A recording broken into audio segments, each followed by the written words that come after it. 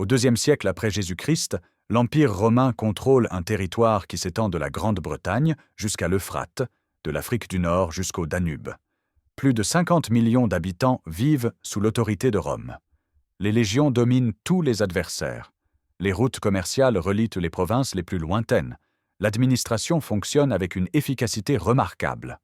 Pourtant, en 476, le dernier empereur d'Occident est déposé par un chef barbare. Entre ces deux dates, un empire s'effondre. La machine commence à se gripper dès le IIIe siècle.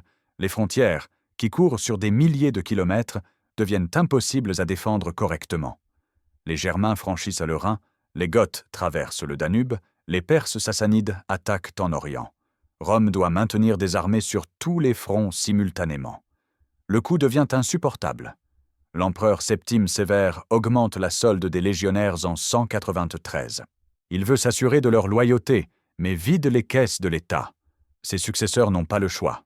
Pour payer les soldats, ils ordonnent aux ateliers monétaires de produire plus de pièces. Seulement voilà, les mines d'argent ne produisent plus autant qu'avant. Les conquêtes ont cessé depuis longtemps, et avec elles, le pillage des trésors ennemis qui remplissaient jadis les coffres. Les responsables de la monnaie trouvent une solution simple. Ils ajoutent du cuivre et du bronze à l'argent. Sous Néron, le denier contient encore 90% d'argent. Sous Caracalla, vers 215, ce chiffre tombe à 50%.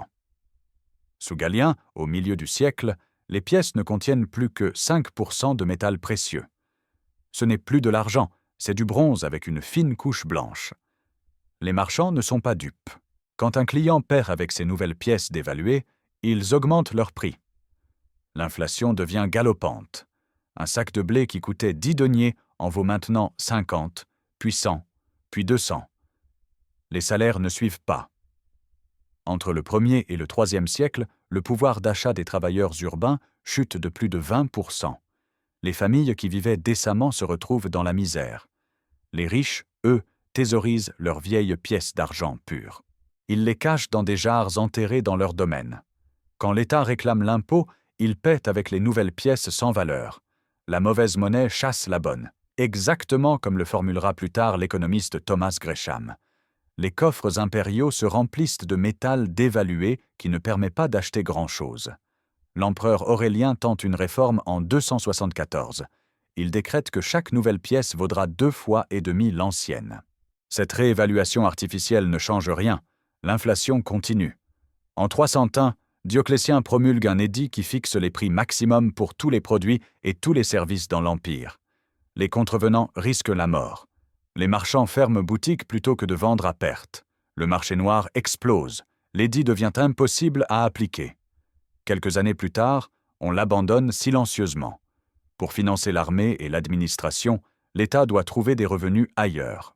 Les impôts montent en flèche. Dioclétien instaure un recensement général des terres et des hommes. Chaque propriétaire doit déclarer ses champs, ses vignes, ses oliviers.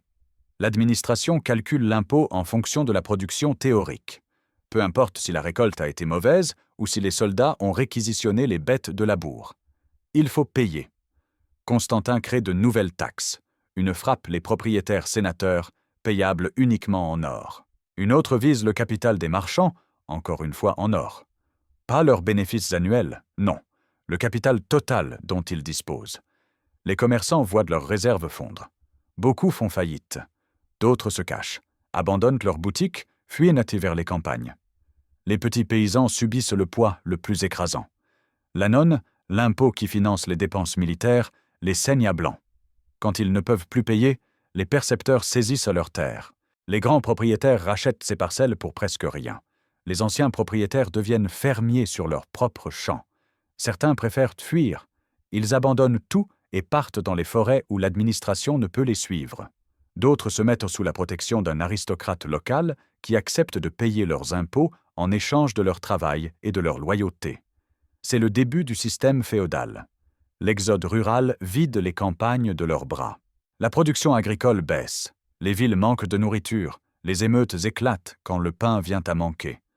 L'empereur doit distribuer des rations gratuites pour calmer la population de Rome. Mais cela coûte encore plus cher. Le cercle vicieux est lancé. Les fonctionnaires eux-mêmes refusent d'être payés avec la monnaie dévaluée. L'État accepte alors de payer certains impôts en nature. Les paysans livrent du blé, de l'huile, du vin directement aux greniers impériaux. Les artisans fournissent des outils, des tissus, des armes. Le système monétaire, qui avait fait la force de l'économie romaine pendant des siècles, s'effondre. On revient au troc. Constantin introduit le solidus d'or en 312. Cette nouvelle pièce contient 4,54 grammes d'or pur. Son poids et sa pureté sont strictement contrôlés.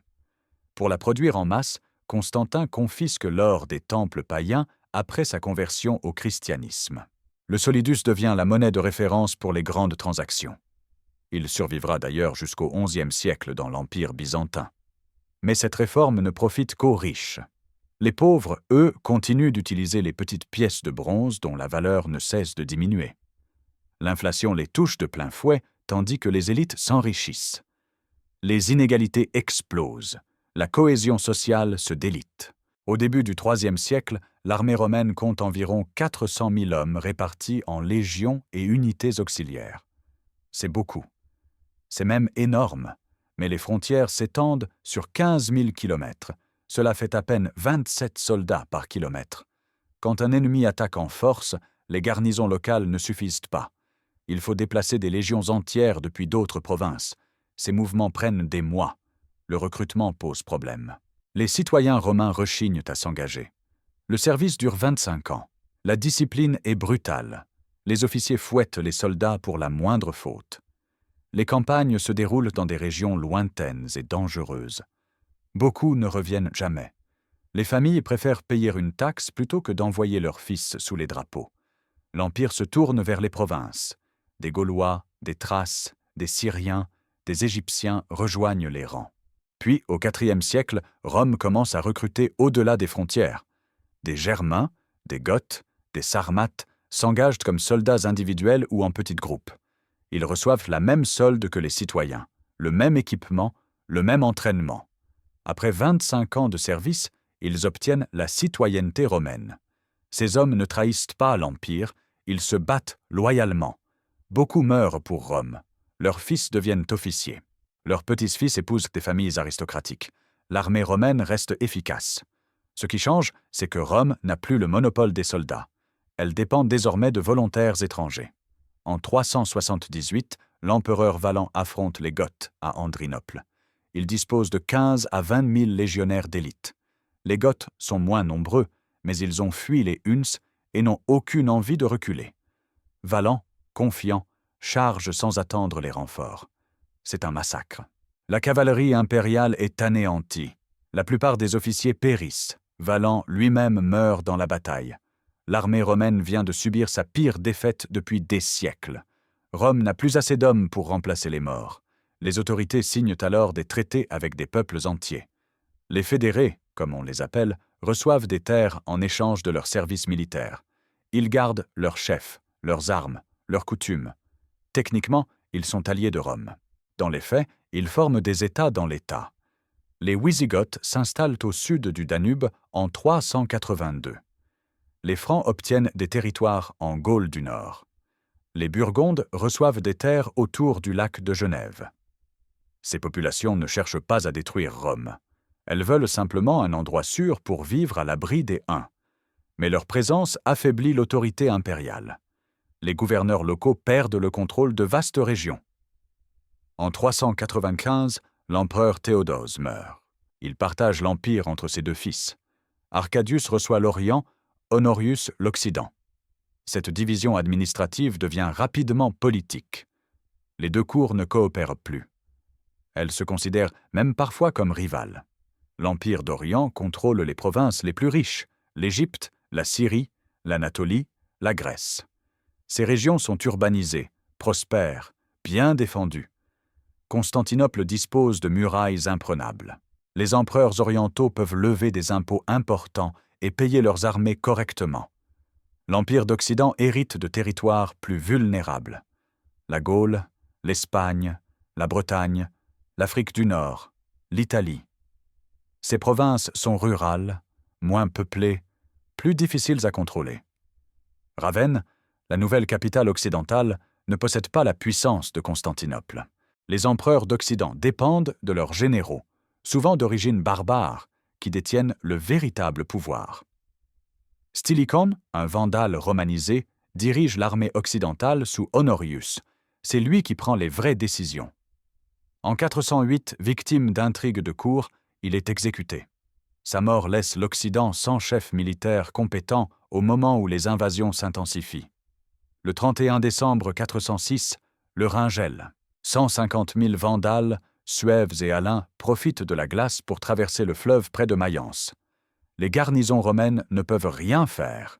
Les barbares déferlent sur la Gaule. Ils pillent les villes, brûlent les récoltes, massacrent ceux qui résistent. L'administration romaine s'effondre en quelques mois. Alaric, le roi des Wisigoths, ne reçoit pas les terres promises par Rome. Furieux, il marche sur l'Italie. En octobre 408, il assiège Rome. La population affamée négocie. Elle paie un tribut énorme en or, en argent, en poivre, en soie. Alaric se retire, mais Honorius, réfugié à Ravenne, refuse de traiter avec lui. Alaric revient. Le 24 août 410, les Goths entrent dans Rome. C'est la première fois depuis 800 ans qu'une armée étrangère pénètre dans la ville éternelle. Le sac dure 3 jours. Les soldats pillent les maisons, les temples, les palais. Ils emportent tout ce qui a de la valeur. Des milliers de Romains sont tués ou réduits en esclavage. Saint Jérôme, qui vit à Bethléem, écrit que le monde entier s'effondre. Pourtant, Rome survit. Alaric meurt peu après. Ses successeurs s'installent en Aquitaine. La vie reprend. Mais le mythe de l'invincibilité romaine est brisé. Si Rome peut tomber une fois, elle peut tomber encore. En 429, les Vandales traversent le détroit de Gibraltar. 80 000 personnes, guerriers et civils, débarquent en Afrique du Nord. Leur chef, Genséric, est un stratège redoutable. Il conquiert province après province. En 439, il prend Carthage. L'Afrique du Nord, grenier de Rome, échappe au contrôle impérial. L'Italie ne reçoit plus ses livraisons de blé. La famine menace. Genséric ne s'arrête pas là. Il construit une flotte. Ses navires attaquent la Sicile, la Sardaigne, la Corse. En juin 455, il débarque à Ostie. Rome, encore une fois, est sans défense. Le pape Léon Ier négocie. Les Vandales n'incendieront pas la ville, ne massacreront pas systématiquement la population. En échange, ils peuvent piller librement. Le sac dure 14 jours. Les Vandales embarquent des quantités incroyables de richesses. Ils emportent même les tuiles dorées du temple de Jupiter. Des milliers de Romains, dont l'impératrice et ses filles, sont emmenés comme captifs à Carthage. Rome, jadis maîtresse du monde, est humiliée, pillée, vidée de sa substance. Entre 235 et 284, 50 ans à peine, plus de 50 empereurs se succèdent. La plupart sont assassinés par leurs propres soldats ou tués au combat par des rivaux. Les légions proclament leur général empereur. D'autres armées refusent de reconnaître ce choix et élèvent leurs propres candidats. Des guerres civiles éclatent. Ces conflits internes épuisent l'Empire bien plus que les invasions barbares. Des légions entières s'affrontent au lieu de défendre les frontières. Les provinces sont ravagées par les armées en marche. Les paysans voient leurs récoltes réquisitionnées par un camp, puis par l'autre. Les villes changent de main plusieurs fois en quelques années. Chaque nouveau maître exige des taxes, des tributs, des otages. Valentinien III règne de 425 à 455. C'est un homme faible, manipulé par sa mère Placidia et par ses conseillers. Le véritable pouvoir appartient à Aetius, un général brillant qui repousse les Huns au champ catalonique en 451. C'est la dernière grande victoire romaine. Mais en 454, Valentinien, jaloux de la gloire d'Aetius, le fait assassiner. L'année suivante, les gardes d'Aetius tuent Valentinien. L'Empire d'Occident n'a plus de chef crédible. Les derniers empereurs sont des pantins manipulés par les généraux barbares qui commandent les armées. Ricimer, un Suève, fait et défait 4 empereurs entre 456 et 472. Oreste, un Romain qui a servi Attila, place son propre fils Romulus sur le trône en 475. Le garçon n'a qu'une douzaine d'années. En 476, Odoacre, chef des Hérules, réclame des terres pour ses soldats en Italie. Oreste refuse. Odoacre marche sur Ravenne. Il n'y a pas de vraie bataille. L'armée romaine n'existe plus. Oreste est capturé et exécuté. Romulus Augustule abdique. Odoacre, qui ne peut pas devenir empereur à cause de ses origines barbares, renvoie les insignes impériaux à Constantinople. L'Empire d'Occident cesse d'exister. La population italienne remarque à peine le changement. Les barbares occupent le territoire depuis des décennies. Les grands propriétaires conservent leurs domaines. L'Église continue ses activités. Les évêques remplissent désormais les fonctions qu'assurait autrefois l'administration impériale. Ils organisent l'approvisionnement des villes, gèrent les conflits, négocient avec les nouveaux maîtres barbares. Rome elle-même n'est plus qu'une ombre. La ville qui comptait 1 million d'habitants au IIe siècle n'en a plus que 50 000. Les aqueducs sont coupés, les thermes ferment, les temples tombent en ruine, les palais sont abandonnés. Des champs poussent à l'intérieur des murailles. Le forum, cœur politique de l'Ancien Monde, sert de pâturage aux vaches. L'Empire romain ne tombe pas à cause d'une seule raison. C'est une accumulation de faiblesses qui finit par briser la structure. L'économie s'effondre sous le poids de l'inflation et de la pression fiscale. La monnaie perd toute valeur. Les circuits commerciaux se désintègrent. La production agricole chute. La population diminue à cause des guerres, des épidémies, de la famine. L'armée, jadis invincible, ne peut plus défendre des frontières trop étendues. Le recrutement devient impossible parmi les citoyens. Rome dépend de soldats étrangers dont la loyauté a ses limites. Les généraux barbares accaparent le pouvoir. Les empereurs ne sont plus que des figurants. Les invasions s'intensifient au moment où Rome est la plus faible. Les Huns chassent les peuples germaniques qui se pressent aux frontières. Les Vandales, les Goths, les Francs, les Burgondes, les Suèves entrent par vagues successives. Ils ne viennent pas nécessairement détruire Rome. Beaucoup cherchent simplement des terres et la sécurité. Mais leur installation fragmente le territoire impérial. La division entre Orient et Occident devient fatale. Constantinople aurait pu envoyer des renforts, de l'argent, des troupes. Elle préfère préserver ses propres ressources. Quand Rome tombe, l'Empire d'Orient ne bouge pas. Il survivra 1000 ans de plus sous le nom d'Empire byzantin. Les querelles internes paralysent toute tentative de réforme.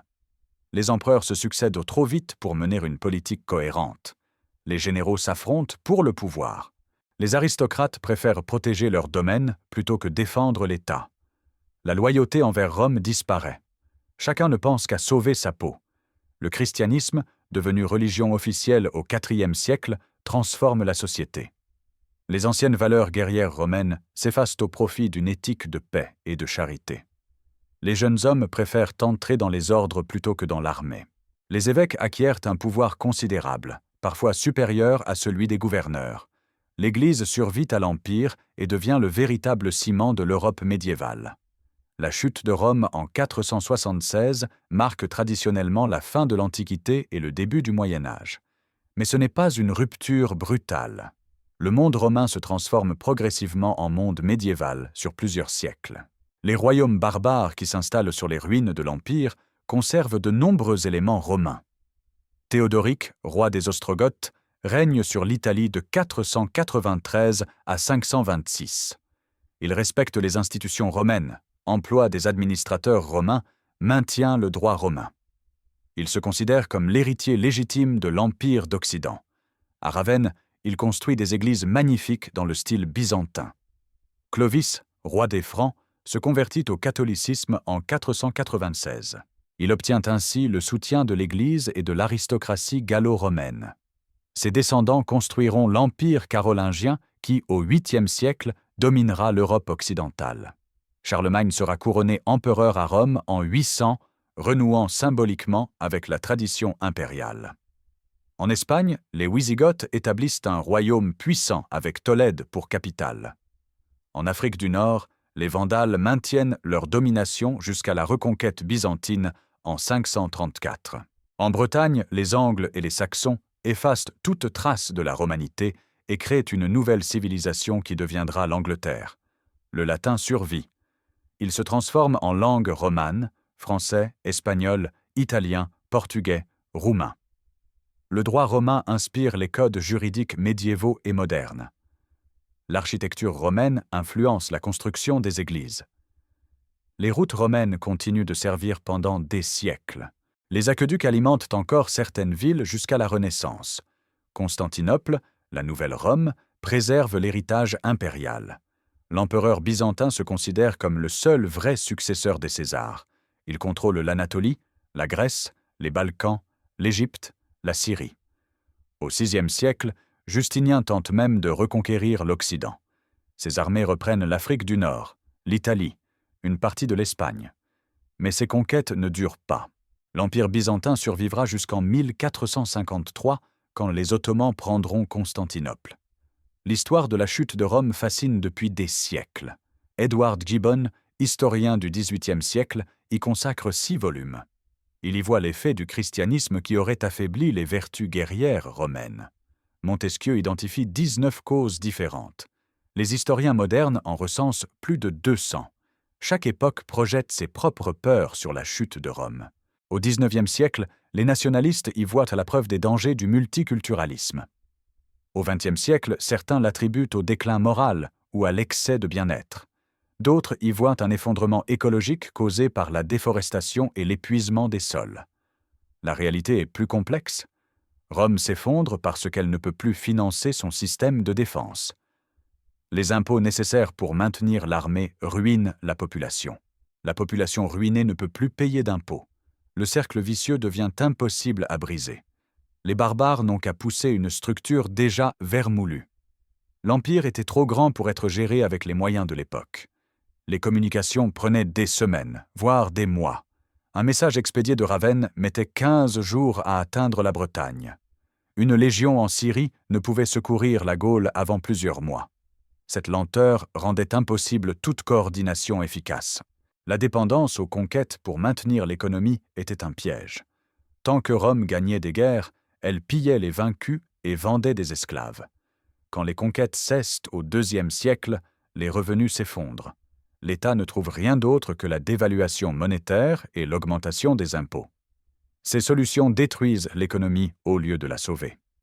L'instabilité politique chronique empêche toute réforme durable. Un empereur qui veut changer le système se fait assassiner avant d'avoir pu appliquer ses idées. Son successeur doit d'abord consolider son pouvoir, ce qui prend des années. Pendant ce temps, les problèmes s'aggravent. 15 siècles après sa chute, Rome continue de hanter l'imaginaire occidental. L'aigle romain inspire les drapeaux de nombreux pays. Le Capitole de Washington copie l'architecture romaine. Le droit civil de la plupart des nations européennes dérive du droit romain. Les langues romanes parlées par plus d'1 milliard de personnes perpétuent le latin. Le concept même d'empire universel vient de Rome. Les empereurs germaniques du Saint-Empire romain germanique se prétendent les héritiers de César. Napoléon se couronne empereur et adopte l'aigle comme emblème.